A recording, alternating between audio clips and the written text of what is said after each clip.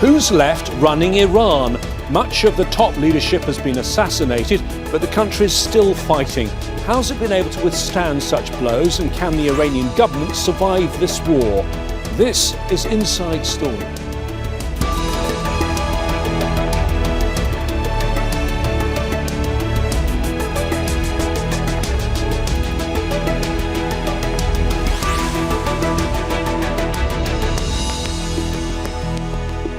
Hello there, I'm James Vaez. Many of Tehran's top leaders have been killed, from the Supreme Leader Ali Khamenei to senior security figures assassinated by the US and Israel. President Trump and Prime Minister Netanyahu have framed the killings as victories in their war on Iran, but Iran says its governance structure is built to withstand such blows, and that means the loss of any individual shouldn't cause the downfall of the whole system. But how does this unique leadership structure work? Who's keeping the government running, and how? And what's it mean for the ongoing war? We'll put those questions to our guests when they join us in a moment. That's after this report from Imogen Kimber. 3 senior Iranian officials killed in Israeli airstrikes in 1 week. Security Chief Ali Larijani, Basij Internal Security Unit Commander Reza Soleimani, and Intelligence Minister Ismail Khattab. Those killings come after the US and Israel assassinated Ayatollah Ali Khamenei, Iran's supreme leader, on the first day of the war. Khamenei's close advisor, Ali Shamkhani, and Defense Minister Aziz Zadeh were also killed on February 28th. There's no one left to negotiate, says the US president. Their leaders are all gone. The next set of leaders are all gone. And the next set of leaders are mostly gone. And now nobody wants to be a leader over there anymore. We're having a hard time. We want to talk to them, and there's nobody to talk to. We have nobody to talk to. And you know what? We like it that way. But Tehran says it can and will fight on. Iran's leadership and government structure is complex. Each key position reportedly has several replacements ready. But most importantly, the structure of governance and Iran's Revolutionary Guard Corps uses what's called a Mosaic defence structure. It's decentralised. Not all leaders and commanders are based in Tehran, but spread across Iran and able to function independently. Iranian Foreign Minister Abbas Araghchi says this is why bombing Tehran does not impact the country's ability to fight, and neither do the assassinations. I do not know why the Americans and the Israelis still have not understood this point. The Islamic Republic of Iran has a strong political structure with established political, economic, and social institutions. The presence or absence of a single individual does not affect this structure. Ayatollah Ali Khamenei has been replaced by his son, Mojtaba Khamenei. People have not come out to protest against the government in large numbers, as the US had hoped. Many have been rallying against the US and Israel, although it is reported that government crackdowns on dissent is strong. So Iran says it will not surrender, and that it remains strong enough to fight on. Imogen Kimber, Al Jazeera for Inside Story. Well, let's bring in our panel of guests who are going to discuss all of this on today's Inside Story. And in Tehran, Hamid Reza Gholamzadeh, director of House of Diplomacy, a think tank. In Geneva, Ali Vaez, director of the Iran project at the International Crisis Group. And in London, Tim Ripley, defence analyst and editor of Defence Eye. Can I start with you, Hamid Reza, there in Tehran? You have had many of your leaders killed right at the beginning of this war. There's been a policy by Israel particularly, but also of the US, of assassination and decapitation. Over 40 top officials and commanders have been killed. Who is running things in Tehran? Thank you very much for having me. If you look at Iran, the way the Americans and Israelis look at it and call it a regime, then it would be dependent on the people and figures. But if you look at it as a country, which is and a normal country working just like any other country, it is structure-based. So the system and the structure of the power is working. And for Iran, that's the story. Every official has its own position, and After the 12-day war last June, it was ordered to all the officials, either politicians or the armed forces, to appoint at least three substitutions for themselves. So at least 3 people or up to 5 people are clear to be in the chain of command for each position. So with that, even if the people are removed, the system would work very smoothly and very correctly as it has been supposed to do. But who? So people But are who? being Hamid changed, Reza. but the Who? policies Hamid not. Reza. Who is an overall charge? Because it's supposed to be the new Supreme Leader, the son of the previous Supreme Leader, Mojtaba Khamenei. But no one has seen him. It's 2 weeks since he took control, supposedly. He's not been seen when he got the job. He's not been seen. It's a very important time in Iran. It's Eid and it's also Nowruz, the Persian New Year. He's not been seen. Where is he? Is he even alive? Some are asking. So a commander-in-chief doesn't rule by being seen. He rules by giving orders, and he is doing the job by whatever it needs to do. And with the assassination that began with the assassination of the Supreme Leader, the previous Supreme Leader, everyone is demanding top officials not to appear in the public in order to prevent any sort of assassination. So we just lost a Minister of Intelligence, Khatib, a spokesperson of the IRGC, Secretary of the Supreme National Security Council, Ali Larijani, and many people have been assassinated in recent days. So in order to prevent that, even the public are publicly demanding the officials not to appear. Even when, for example, for the Eid prayers the other day, people came, actually, some of the officials appeared in the public prayer. Many people actually asked them not to do that. They criticized why they appear in the public. Because people have this understanding that they need to command their jobs and they need to carry out their duties, and it doesn't need to be in the public. So people have understood that, and they don't need to come to the public to be in one way or the other traced by the Americans or Israelis. So that's the way he is right now controlling the government as the top leader. He is in touch with the commanders and with the politicians, and they are doing their job. Everything is working actually here in the country. Let me bring in Ali Vaez. Yes, there is this policy of decentralization, and we'll come into that in more detail in our discussion.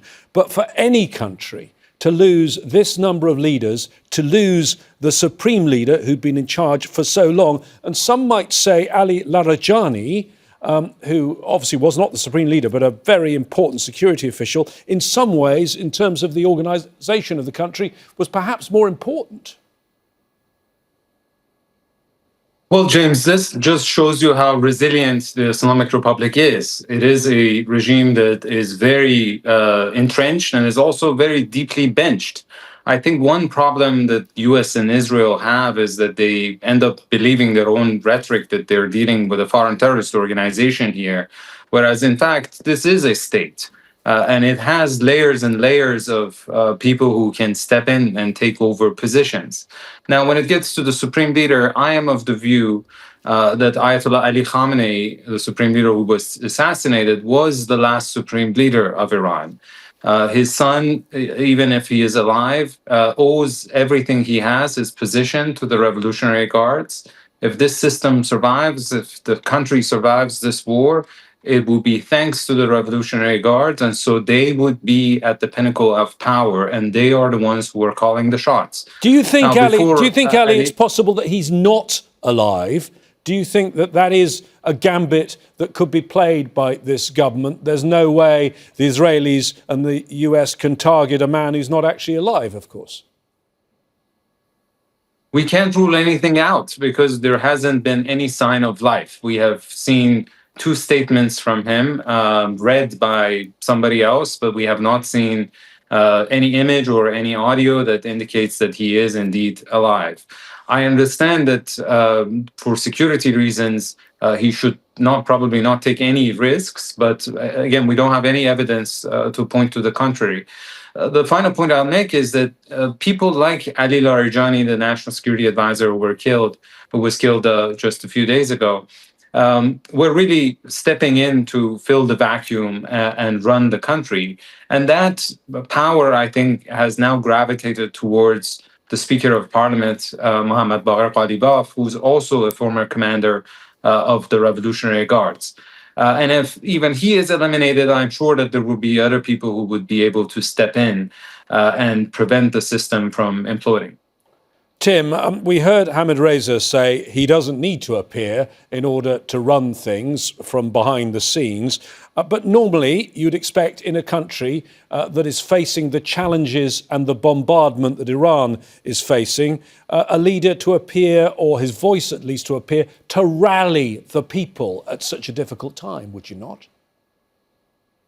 It's a very obvious point, but remember, this country is under direct attack and its leaders are a prime target. So it's obvious they would try to make very drastic security precautions to prevent themselves being targeted and located by the Israelis and the Americans. I mean, we've heard lots of sort of stories about how the Americans and Mossad are tracking Iranian leaders through the traffic cameras or the mobile phone systems. All those electronic footprints could lead to the Americans and the Israelis towards these figures. So trying to cut themselves off and trying to hide is an obvious thing to do at this moment in time, because the strategy of Iran is to survive. At the end of it, if they have a political leadership that can stand up and say, we are running the country, they can claim victory. So in the duel between the Americans, the Israelis and the Iranian government, surviving must be a number one priority for the Iranian state, and to do extreme measures to protect itself has to be an obvious thing to do.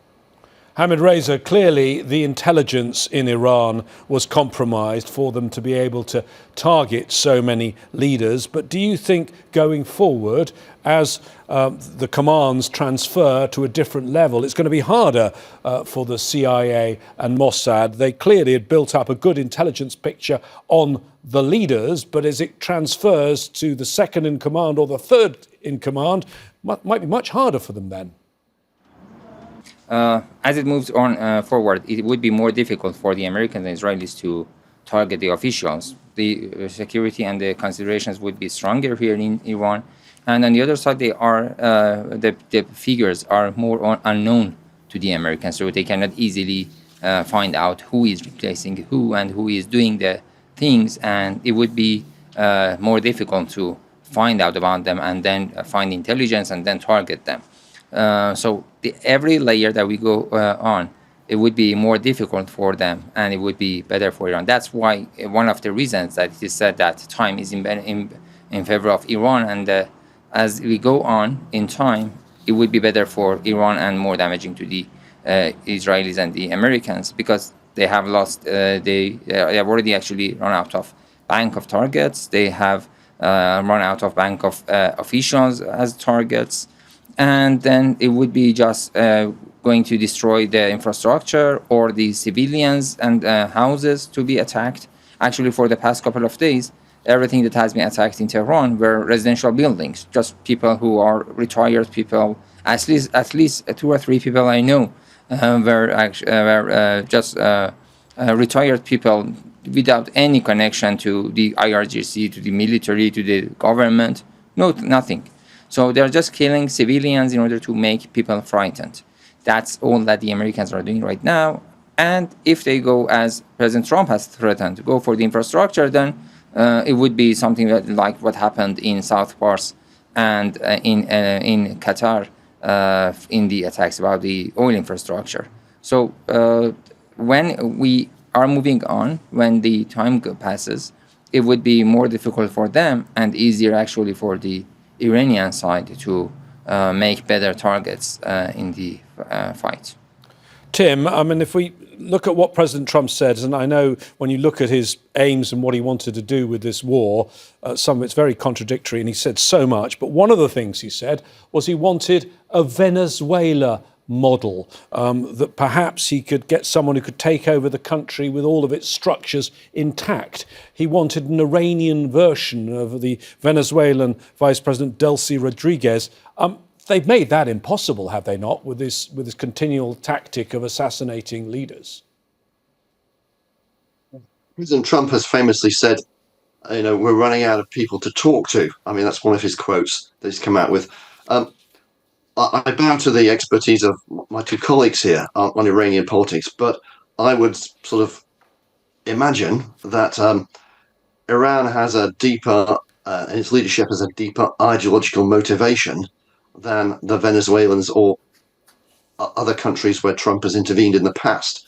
And this is a very different society, a different political culture, a different political leadership, and a different scenario. So, lots of commentary about how President Trump has bitten off more than he's chewing this war, and certainly American understanding of how the Iranian leadership works it's been found wanting. Ali, let's talk about Iran's military strategy here, and we'll get to that policy of decentralization. I mean, Iran has relied in the past on its axis, on its proxies. They have been degraded. It seems the things they're relying on now are their missiles and this policy of decentralization and fighting an asymmetric war, not fighting the US at its own game, but basically leveraging effects on the global economy. Within that strategy, how important is this Mosaic defense that they've got? Well, it is very important because the US has demonstrated extraordinary capabilities in the past and in this conflict as well, but especially in the invasion of Iraq in 2003, of destroying command and control. And so that's when the Iranians realized that they would have to hedge their bets, they would have to divide command and control among all the 31 provinces so that cutting off the central node doesn't paralyze the entire system. Now, that creates potentially some space also for freelancing, which could be dangerous. But in this particular conflict, I don't think that command and control from Tehran has been disconnected. Remember that the Iranians knew as of June 2025, at the end of the 12-day war, that another round was coming, another conflict was around the corner. And so they had all sorts of contingency plans in place. They had an escalation roadmap that I feel that they are implementing step by step. And that has been clearly communicated to all the command and controls throughout the provinces. So I don't see a lot of space for freelancing at this moment. And again, the central node is still operational, but the concept is basically to stretch this conflict in time and in space, because Iran has a much higher capacity to absorb pain than the United States and Israel. And so the idea is that eventually the US and Israel would have to blink first because Iran has longer endurance in this conflict than they do. Hamid, Reza, you told us earlier on about this Mosaic strategy, that they designated people 3 ranks down in case people were assassinated. But isn't there a problem there that you are going to get less experienced, less competent, less capable people as more junior officers step up?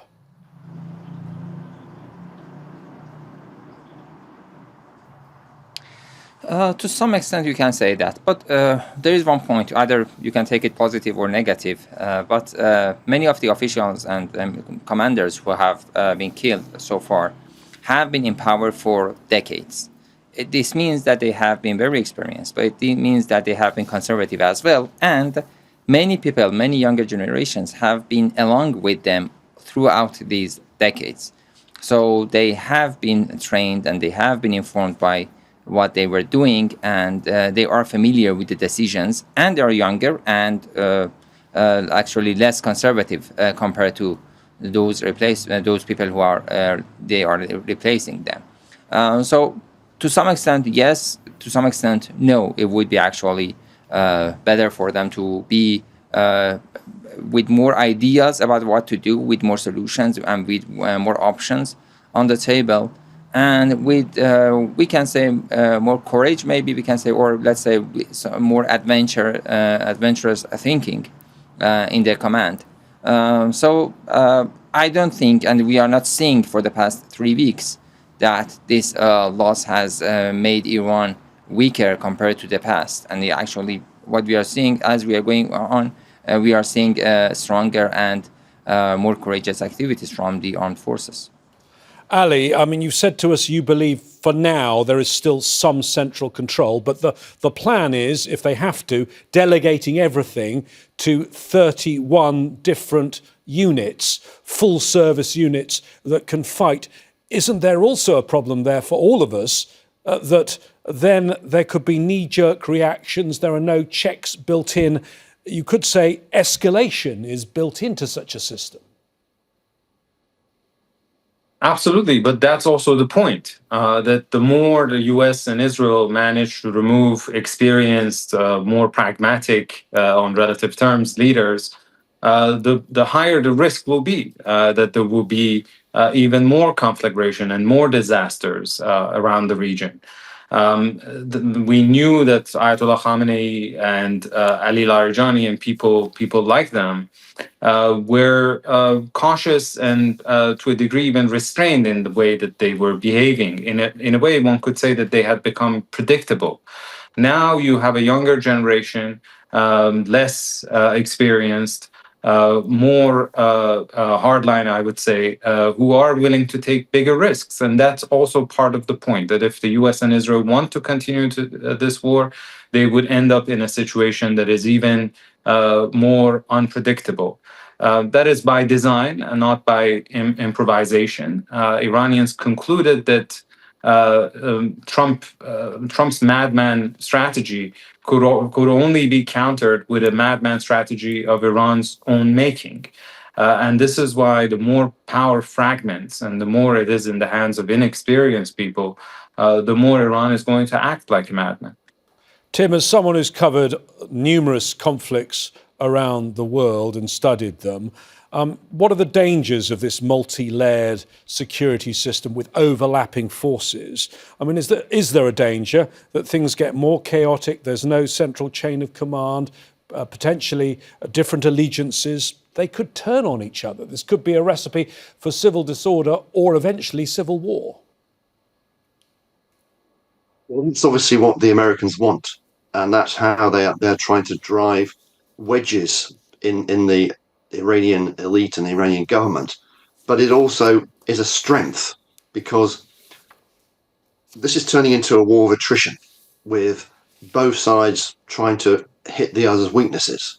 Now, the more and more that the Americans go after these prestige targets, the factories, the missile bases, the nuclear sites, the more the Iranian side has an incentive to go after the weakness of the Americans, which is fundamentally the Gulf oil industry and the price of oil. Now, that needs to be done in a relentless way if it's to be effective. So, we're seeing this for the past week. After the gas field was hit, the Iranians have reacted, which shows that they are understanding what's going on around them, and that there is a chain of command and an intelligence structure that's feeding them information about what to attack and what are the best places to attack. And they're continuing with this strategy of hitting the American weakness. Now, in any war of attrition, it's who blinks first, who suffers the most losses, who can't take the pounding anymore.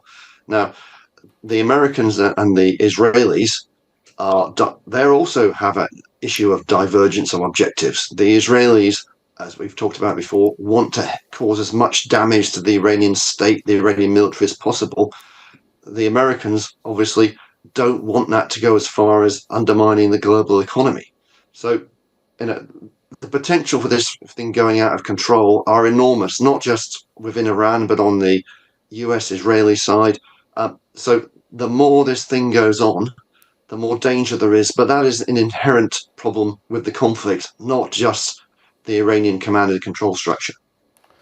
Ali, I mean, if we look at the region, obviously every country in the region, the circumstances are unique, and every country is different. But if you look at Iraq, 2003, Libya, 2011, Syria, more recently, 2024, in the end, those in power fled when they lost control of the capital. But of course, in all of those cases, ground forces were in some form involved. Only one of them involved US ground forces. Do you see any way that if the US wants to topple this regime, it can do it without ground forces? No, I don't see any realistic option available by using only air power. In all the cases that you mentioned, the power structure was like a pyramid sitting on its head. In the Islamic Republic, you have a multi-layered and multi-center power structure with overlapping responsibilities and authority. And this is why you can't really bring the regime to its knees by killing the supreme leader or his successor or his successor's successor or some senior officials. I mean, it is quite stunning in the annals of war to take out so many 3-star, 4-star generals and top command, and for a system to continue punching and acting according to a plan that was already put in place even prior to this conflict. Now, the US might try to take over some of Iran's territory, like some of the Gulf Islands, in order to try to reopen the Strait of Hormuz. That is a very risky operation, wouldn't necessarily deliver the expected result, but it also is certain not to generate the outcome that the US might have in mind, which is regime change. Because at the end of the day, you really need a high number of armed either opposition or boots on the ground, which currently doesn't exist. And creating it would create a lot of time, and it could go wrong in more than one way. It can result in civil strife in a country like Iran, which has a lot of ethno-sectarian fault lines. So all in all, I think the US got into this without really a strategy for the day after, but a lot of wishful thinking. Thank you very much, Ali Vaez, Hamid Reza Gholamzadeh and Tim Ripley. If you've missed any part of our discussion, remember you can see this and all of our programmes anytime you want at our website, aljazeera.com. We'd like to hear your views too. Post them on our Facebook page. That's facebook.com/AJ Inside Story, or find us on X. There we are at AJ Inside Story. And now that's it from me, James Vaez, and all the team at Inside Story. Al Jazeera's coverage of the war continues in just a moment.